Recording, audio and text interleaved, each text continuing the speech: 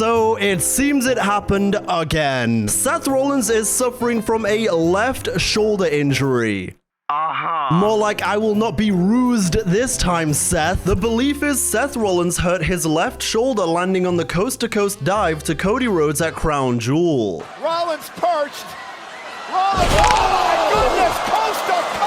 It was said he will be undergoing testing in the coming days. The specific details of Seth Rollins' injury were being kept very quiet. One WWE source said individually, not on behalf of the company, that an actual break of the arm would probably end up better than a shoulder injury, because Rollins could be back in December from a break. However, they said it would be unlikely they could avoid a drastic change if it was a more serious shoulder injury. The hope from staff backstage was that because Rollins was cleared for the ending segment of Monday Night Raw, that the injury might not be as bad as feared. He was also spotted with a fan wearing a sling too. To which I go ahead and say, this is a paid actor, that's not a real ice cream cone, and I don't believe you for a second. It is being reported that the Vision's attack on Seth Rollins was hinted at as a heavy creative pivot, and it was indicated that the Braun Breaker split wasn't originally planned or in the cards until next year. Personally, I'm glad they shocked everyone and did it way sooner. I didn't really need another 6 months of LA Knight, CM Punk, and Jey Uso being screwed in the same way. Speaking of the split, Braun Breaker on Instagram said, "The vision has never been more clear." Sounds like a hashtag ad for Specsavers to me. Is this all just a big brand deal like LeBron's second decision? We'll find out soon. But,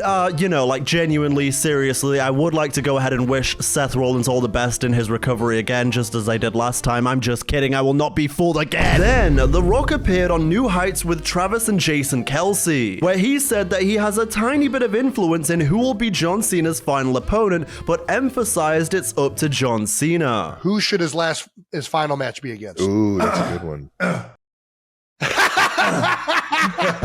Just saying. That says it all. That says it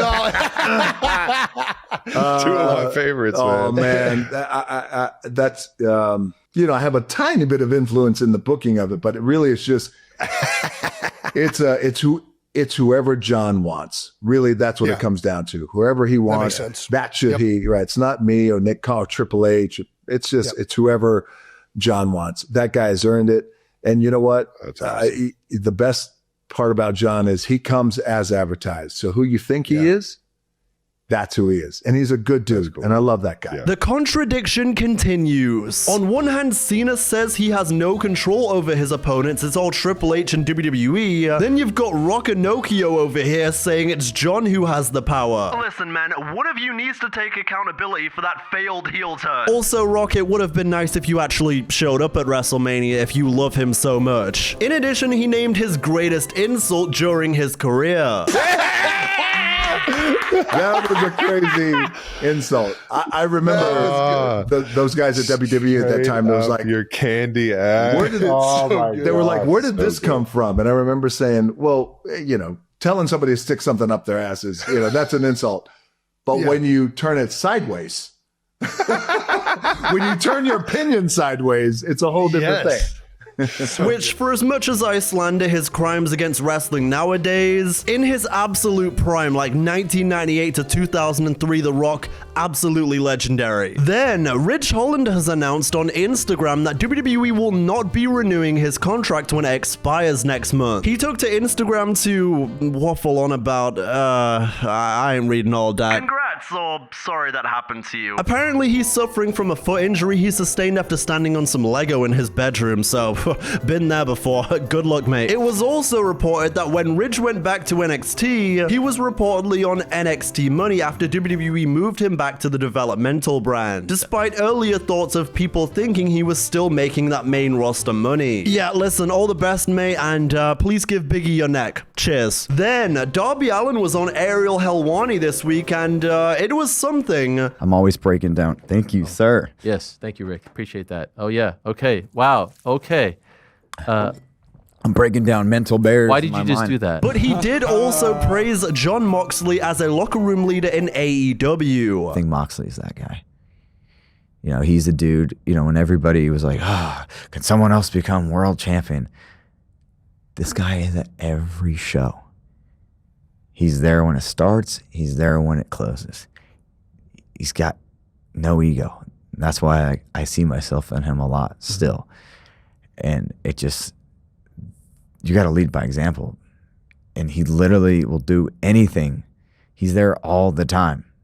So it's great. Shout out to John Moxley, man. Say what you will about his monotonous world title reign, but two things are clearly true. One, he's a positive influence in that AEW locker room, and I think that's something they needed for a long time, and it's always good to have a leader like that. And two, the Death Riders theme will always be tough as nails. Interestingly, while also on Ariel Helwani, Darby Allin commented on the vibe in AEW nowadays, saying it's amazing now compared to where it was a few years ago. It's amazing. Okay. I'm not just saying that, but like you say, like a few years ago, it was like you definitely felt like just this tension, but now it's like everybody's on the same page. Let's make this place as good as possible. And I feel like a lot of people truly have to understand how good they have it, because Tony doesn't just, he wants everybody in the ring and in their personal life to be happy, and that's a really good energy. Where it's like, hey, just everybody be the best versions of yourself. And I feel like it's like right now more than ever, everybody's on the same wavelength. Everybody has the same goals. The cancer got cut out. Which is what? Just egotistical wrestlers that don't want to lose. Are you specifically talking about one person or multiple No, just people? the groups of people. Okay, like there's a lot of people, and that's the People thing. came in. Well, that's the thing is like that's what I was saying earlier with wrestling. With climbing Mount Everest, it's like it kept me so grounded and level headed. And at the end of the day, this is all staged. It's the greatest thing in the world, but it's staged. So if you're going to have an ego about that, get out of the fucking sport. Go be in the UFC. Go try, you know what I mean? Like, don't be bringing that shit here. This is about having fun. This is about like just putting on a good energy and like, it's like, come on, man, just stop. And that's like the biggest thing with me is like, once all that got cleared up, I really felt, okay, cool. Let's rock. But I just don't like egos. I can't stand them. Many were quick to assume he was talking about CM Punk, but Darby had an answer for that. It's pretty obvious. Well, I mean, the name that comes to mind is Punk. No, he was. But I know you're friends with him, right? Yeah. You're straight edge like him. So I actually don't know. I mean, no, the whole Punk thing was just his own thing. It wasn't about wanting to win or lose. Yeah. That's the thing. And honestly, I feel like at the end of the day, some people work better in WWE, some people work better in AEW, some people work better in TNA, some people work better in MLW, New Japan. But that's the beauty of it. I'm not one of these guys that I gotta be like, there's one game in town, blah, blah, blah. Like, I don't care. I do not care. I just care what's best for AEW as a whole. And right now, the energy that we have is what's best for this place. It does beg the question, though, if CM Punk wasn't the imposter, then who was? Speaking of Punk, he had a nice message for the fans in Perth on his Instagram story. But I can't help but think about how upset I was when I got injured last year and I had to miss coming to Perth for Elimination Chamber. And man, was it worth the wait? I hope everybody in Perth is happy with that makeup date. You have lovely singing voices and you're very, very loud. Man, this is the reason we do this. You were a tremendous, tremendous crowd. I hope to see you soon. And yeah, they were a tremendous crowd. Shout out to friends of the show, Australia. Then, legendary referee Mike Chioda is pushing for referees to be inducted into the WWE Hall of Fame. Do you think WWE referees should be in the Hall of Fame? Yes, I really do, man. I really feel like we should be a part of it. I agree. I don't want to push myself, right? I'd rather push for Joey Morella. He's done so many phenomenal matches before he passed. Do you think the day's coming? I hope so. Hunter, if you're listening. He don't watch this shit. Nah. He don't watch this. Yeah, he watches everything. They watch everything, bro. Oh, hey, who you telling? But my thing is, look, I'm not going to push for myself first.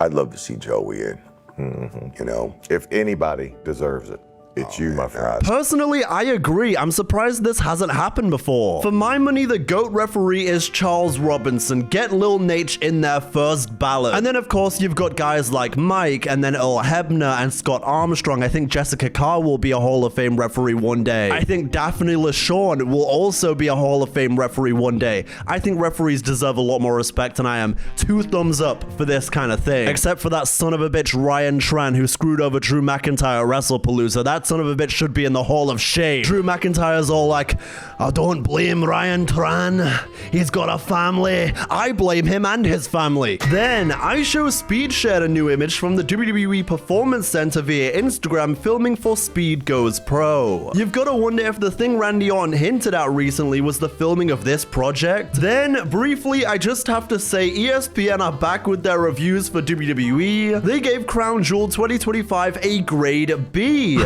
Nice one, guys. You're slowly but surely getting there. Maybe next month you'll be able to get an A, okay? Just keep revising. I'm sure you'll get there. And then I have to give another shout out to friend of the show, Brandon Does Everything, because he did indeed make his TNA debut. Oh boy, we heard about this one. He's got his buddies Brent Oakley and the Haroon twins at ringside here. Pro Wrestling Revolver.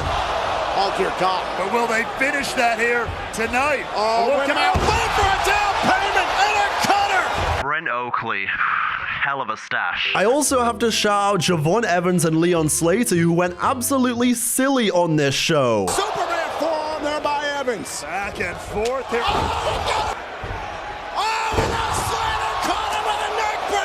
These two are generational stars and I love every minute of it. Then, speaking of Jevon Evans, he said the toughest thing for him right now in WWE is getting people to understand how he talks in promos. Honestly, I think the thing that's most trouble with me is, number one, having people understand the way that I talk. You know what I mean? Like, I'm still young, so I'm not gonna talk like a older, mature wrestler.